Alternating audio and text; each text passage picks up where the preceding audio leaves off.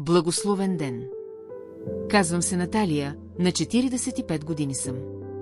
Родена съм в Украйна, в град Бровари.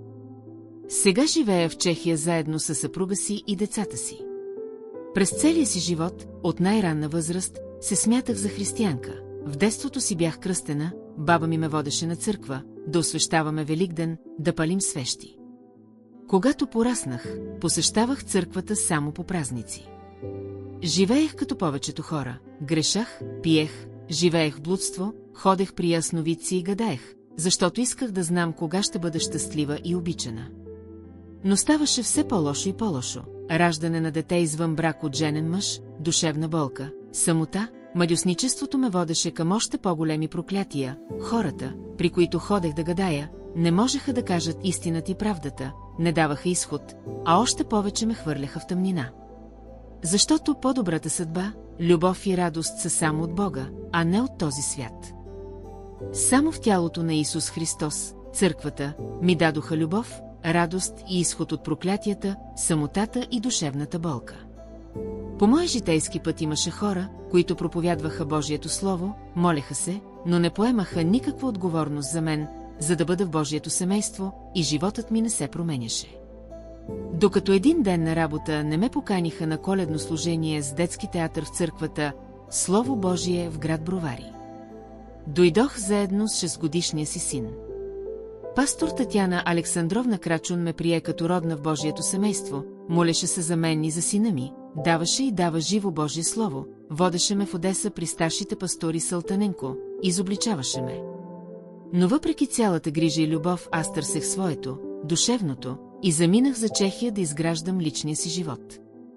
Пасторът ми казваше да не блудствам, а да доведе избрания мъж при Бога, към ученичество, и тогава да изградим семейство върху Божието Слово заедно, в един дух.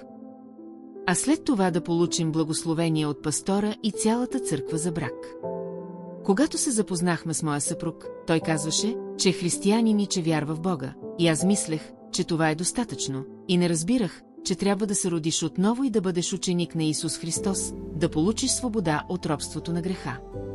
А сега, за да бъде моят съпруг и цялото ми семейство спасено и новородено, ми се налага да полагам много усилия, всеки ден да не давам място на дявола. Моят пастир вижда с духовни очи и ми показваше тесния и правилен път. Но заради гордостта си не послушах, възпротивих се и заминах за Чехия и тръгнах по широкия и труден път. Аз оставих църквата, но църквата не ме остави и не ме забрави. Господ е милостив и дълготърпелив. Той ми даде време и шанс да се покая и да се примиря с него. Обадиха ми се тогава, когато бях бременна и ме държаха заключена в полицията и искаха да ме депортират от Чехия с черна виза, без право на влизане, и не ми даваха документ, който да позволява да се омъжа на територията на Чехия. Аз се покаях и църквата се помоли за мен. И за 2 дни ми издадоха нова виза и документ за брак, както и разрешение за пребиваване в Чехия. Църквата ми предложи да приемам духовния хляб, Божието Слово, всеки ден, да стана ученик на Исус Христос. И заедно с наставник започнахме да преминаваме началата на Христовото учение. Господ ми даде ученици, които заедно с мен започнаха всеки ден да преломяват хляба. През лятото аз и моят вече съпруг отлетяхме в Украйна, за да приемем водно кръщение, заедно с ученик да влезем в завет и да служим на Господ Исус Христос. За мен това беше най-щастливият ден в живота ми. Пасторът водеше мен и съпруга ми в завета и ни даде причастие с кръвта на Исус Христос. Пасторът и църквата на неделното служение благословиха и се помолиха за моето семейство. И сега пасторът всеки ден дава Божието Слово, духовен хляб, помазание със Светия Дух, води чрез видението на църквата, за да принасям добри плодове за Господа. Само ученичеството и ежедневното потапяне в Божието Слово, служението и проповядването на Евангелието до края на земята дават свобода, радост, търпение и любов към ближния. Аз получих свобода от много грехове, гордост, блудство, лъжа, лукавство, неверност, самоправедност, от зависимости. И Господ продължава да действа в моя живот, в семейството, в децата. Дори покупката на жилище в Чехия не би била възможна без молитвата на църквата. Видях как Господ пред очите ми запази крака ми, когато при ремонт на колата тя се свлече от естакадата и метална стойка отлетя към крака ми. Но Господ не позволи кракът ми да бъде счупен и костите на праведника не се струшиха и останаха здрави. Господ запази окото на най-малката ми дъщеря, когато тя с всичка сила се натъкна на игла в окото, в ръцете ми бяха игли за плетене, аз видях всичко, но тялото ми не успя да реагира и да спре това, защото всичко стана много бързо, и само Господ защити и остави окото невредимо. Аз съм свидетел как при напълно изключена електроника и блокиран волан колата продължи да се движи още 10 км със завой. Аз се молех, съпругът ми караше, и Господ беше с нас и ни доведе с мъжа ми и децата живи и невредими от дома. И такива свидетелства има още много. Господ пази моето семейство, децата и родителите, които останаха в Украйна. Аз съм свидетел на Исус Христос, как Неговото Слово и Светият Дух действат в моя живот, в семейството. В Неговите ученици, в Неговата жива църква чрез Божия човек, изцеления, възкресения от мъртвите, освобождение от зависимости и проклятия, възстановяване на семейства.